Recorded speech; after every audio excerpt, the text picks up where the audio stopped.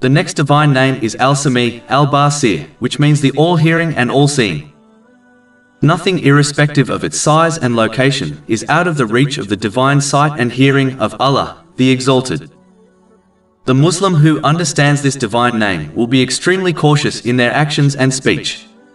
The same way one becomes vigilant over their actions when they are in the hearing and seeing range of someone they respect or fear, a true Muslim will be vigilant over their behavior, knowing no word or action escapes Allah, the Exalted. In fact, acting in this way is the high level of faith which has been described by the Holy Prophet Muhammad, peace and blessings be upon him, in a narration found in Sahih Muslim, number 99.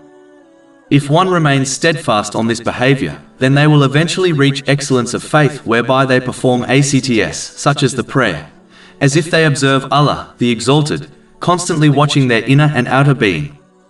This attitude will prevent sins and encourage one to sincerely perform righteous deeds.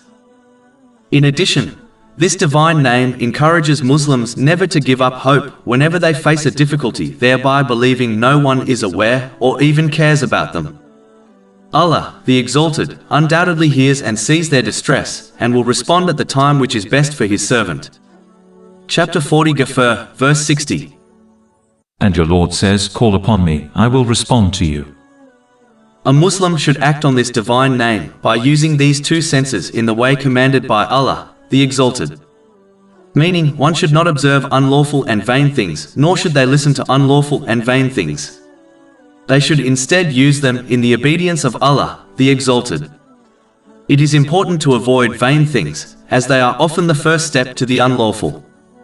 This is achieved by acting on the narration found in Sahih Bukhari, number 6502.